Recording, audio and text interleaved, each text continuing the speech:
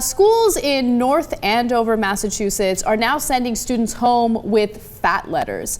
They're basically letting parents know that their kids are overweight, they have a high BMI, therefore they should do something about it immediately. Now we have a local news report on this. Let's take a quick look at that and we'll talk about this a little more. Cameron Watson isn't just a strong athlete. He's also a tough fourth grader who didn't let a fat letter home get him down. I know I'm not obese, so I didn't really care about the letter. I just crumpled it up.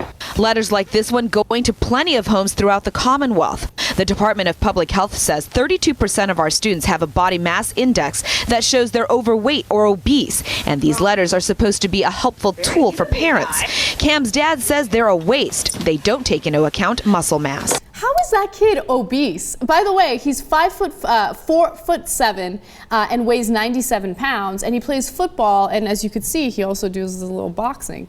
You know? Yeah, a little boxing actually. Okay, but he's under 100 pounds. No, this whole thing's off. It's ridiculous. Now we're labeling everybody obese and morbidly obese, etc. Now look, the thing is, you got to do a balancing act, right? So, because we do have a problem with kids who are overweight in the country, that's real, and if you do nothing about it, that's not the right solution. And so encouraging kids to get in shape is right. The question is, how do you do that? Sending home fat letters is embarrassing. It's embarrassing to the parents. It's embarrassing to the kids. It's this phenomenon called fat shaming. That's a terrible idea. I mean, the kids who are fat, believe me, they get shamed plenty enough by their classmates, and that's a giant problem to begin with. Second of all, our way of measuring it is absurd. They don't take into account the old joke about, this wouldn't be a fat letter, it would be a big bone letter, right? Yeah, I know about big bones, yada, yada, right? But muscle, they don't take that into account either. No, it's ridiculous. So it's really unfair to decide whether or not someone's obese by taking their BMI into account, because you might have more muscle mass as opposed to fat mass, so it makes more sense to measure the child's body fat as opposed to just doing a simple BMI, because everyone's obese if they do BMI. You know what I mean? Like I do. I mean, look, we talked about this in the past. I am technically morbidly obese. I could die any minute now. Okay. On the other hand, I have been sick all week, so you never know. But no, look, I'm a big guy and I joke around about it all the time, and I got a big gut and I'm overweight. There's no question about it. Yeah. Morbidly obese? Come on, okay. Yeah. And they just got carried away with it. They got to find a reasonable way to measure it, and then they have to encourage people in the right direction without being overly aggressive. So we did this story yesterday, and I can't stop thinking about it because it's something that really got under my skin.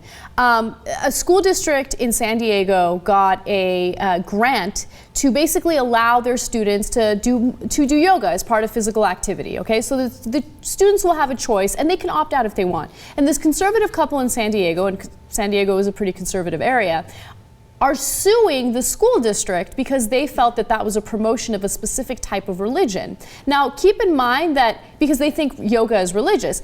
And when we did that story, we got some comments from people that are like, yeah, it is religious. Isn't it religious? But no, it's not. Yoga is practiced, especially in the Western world, as a strictly physical thing, not as a religious thing at all. And especially with your hot yoga instructor, it was pretty physical, right? That was very physical, and I really liked it. Well, you got to be a member to hear that story. I'm not saying anything, and I'm just saying. Yeah, and Western culture will mix like Buddhist meditation with Hindu yoga movements, and they're wondering whether or not the meditation aspect of it is spiritual and religious. But no, dude, they're like school-age kids that are doing yoga, stretching, breathing, being physical. There's nothing wrong with that. It's impossible for you to understand and relate to those parents. Once you're like a fundamentalist religious person, everything is sorcery, right? Jesus walks on water, he vacuums you into the sky, etc. So they think like, oh, yoga is probably trying to do the different voodoo than we are.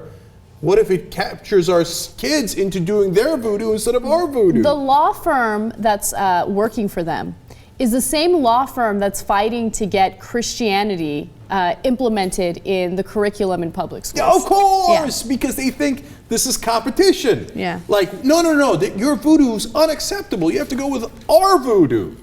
Right? That's why they think Harry Potter, Halloween, this is all, they believe in witches, because once you believe in unbelievable things, there are no limits, so they think that those are real possibilities. The people who are most likely to be quote-unquote witches are the people who are most religious.